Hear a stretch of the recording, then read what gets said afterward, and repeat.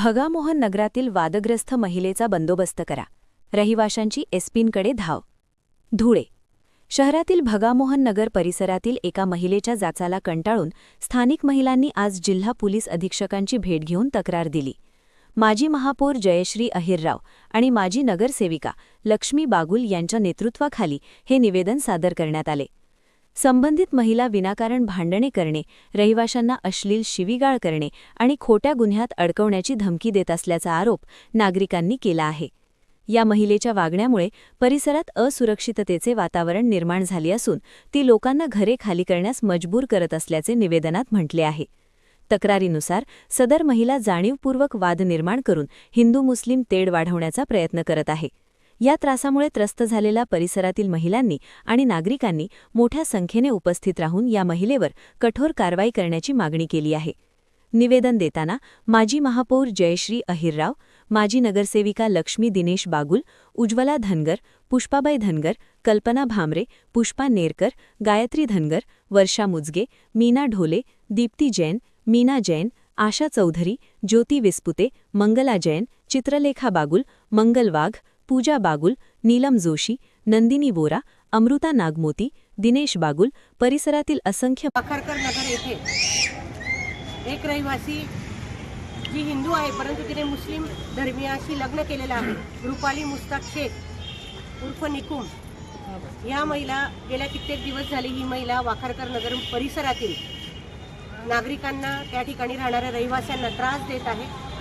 त्या ठिकाणी मुस्लिम धर्मीय लोकांना तिच्या घरी बोलवून एक मुस्लिम धर्माचा प्रचार तिच्या माध्यमातून चालू आहे आणि हिंदू लोकांना कशा प्रकारे त्रास दिला जाईल आणि या ठिकाणून घरं खाली करतील यासाठी ती दिवसेंदिवस तिचा त्रास हा वाढलेला आहे.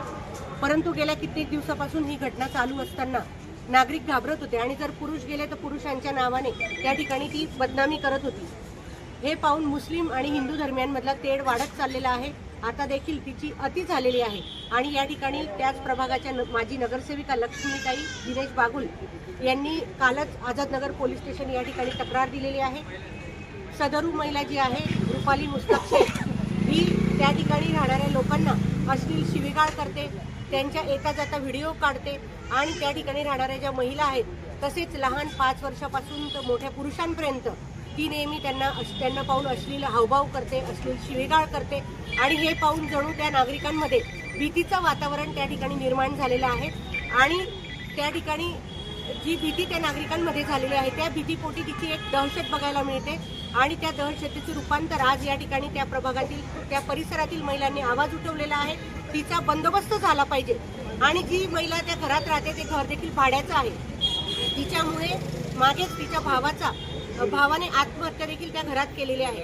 इतका त्रास त्या महिलेचा दिवसेंदिवस त्या परिसरातील नागरिकांना वाढत चाललेला आहे. त्यामुळे या महिलेवर कालच आझादनगर पोलीस स्टेशनमध्ये गुन्हा दाखल केलेला आहे. आज त्या वाखारकर नगरमधील सर्व नागरिक बंधू आणि भगिनी आज एसपी साहेबांची आम्ही भेट घेतलेली आहे आणि साधारण 5 ते 6 वर्षापासून वाखारकर नगर परिसरातील रुपाली निकुम नावाची जी महिला आहे ती कायद्याचा धाक दाखवून, कायद्याचा दुरुपयोग करून तेथील नागरिकांना, हिंदू आपले मारवाडी वगैरे असे जे आमचे रहिवासी आहेत यांना वारंवार धाक दाखवून त्यांना हे करत होती आणि विनाकारण काही कारण नसताना कोणाशी उज्जत घालायची आणि एकदम घाणेरड्या गलिच्छ भाषेत शिवीगाळ करायची.